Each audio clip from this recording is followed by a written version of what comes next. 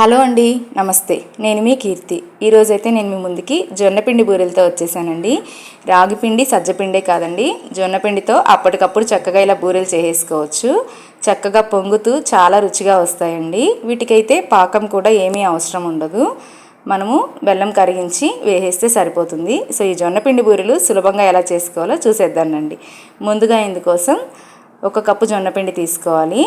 ఇందులోనే ఎండు కొబ్బరి తురుము తీసుకోవాలండి. ఒక పావు కప్పు తీసుకుంటే సరిపోతుంది. ఇది తురుమైనా తీసుకోవచ్చు, లేదా ఎండు కొబ్బరి కొంచెం ముక్కని మిక్సీకైనా వేసి తీసుకోవచ్చు. ఒక 3 టేబుల్ స్పూన్ల నువ్వులు తీసుకోవాలి. తర్వాత ఒక 2 ఇలాచీ దంచి వేసుకోవాలి. తర్వాత ఒక 1/2 కప్పు గోధుమ పిండి వేసుకోవాలండి. 1 కప్పు జొన్న పిండికి 1/2 కప్పు గోధుమ పిండి తీసుకుంటే బూరెలు అనేవి పర్ఫెక్ట్గా పొంగుతాయి.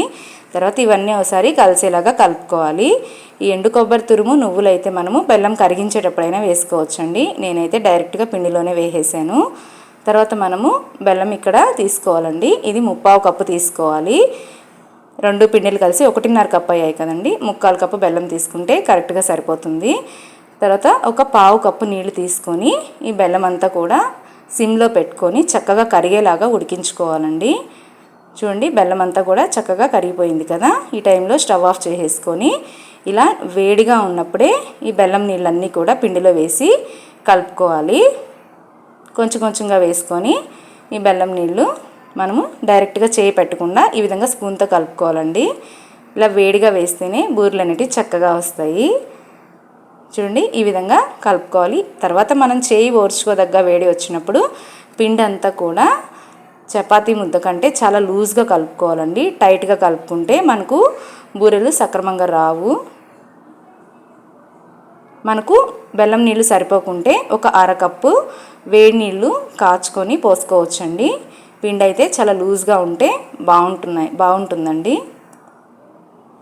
చూడండి, నేను చూపించిన విధంగా ఈ విధంగా లూజ్గా ఉండాలి. ఇలా ఉండడం వల్ల మనము బూరి తట్టేటప్పుడు చుట్టుపక్కల మనకు పగుళ్ళు రాకుండా, క్రాక్స్ రాకుండా బూరెలు అనేటివి చక్కగా వస్తాయి. మనము ప్రతిసారి బూరి కోసం పిండి ముద్ద తీసుకున్న తర్వాత తప్పకుండా మూత పెట్టుకోవాలండి. తర్వాత ఒక పాలిథీన్ కవర్ తీసుకొని దానికి కాస్త చెమ్మ రాసుకొని ఈ విధంగా బూరిని రౌండ్గా తట్టుకోవాలండి. పిండి అనేది పల్చగా ఉంటే బూరి ఈ విధంగా క్రాక్స్ లేకుండా వస్తుంది. తర్వాత ఆయిల్ మీడియం ఫ్లేమ్లో పెట్టుకొని ఈ బూరెని అయితే వేసి చుట్టుపక్కల ఉన్న ఆయిల్ని బూరి మీదకి తోస్తూ ఉంటే చక్కగా బూరె అనేది పొంగిపోతుందండి. ఇందులో నువ్వులు వేయడం వల్ల మనకు అక్కడక్కడ తగులుతూ బాగా క్రంచీగా అనిపిస్తాయండి బూరెలు అయితే. ఒకవైపు కాలిన తర్వాత మరోవైపు కాల్చుకోవాలి. మంచి గోల్డెన్ బ్రౌన్ కలర్ వచ్చిన తర్వాత తీసేసుకోవాలండి ఈ బూరెలు. మనకు పిండి చేతికి అంటుకుంటూ ఉంటే చేతికైతే తడి చేసుకుంటూ ఉండాలండి. పేపర్కి కూడా తడి చేసుకుంటే సరిపోతుంది, నూనె ఏం రాయక్కర్లేదు.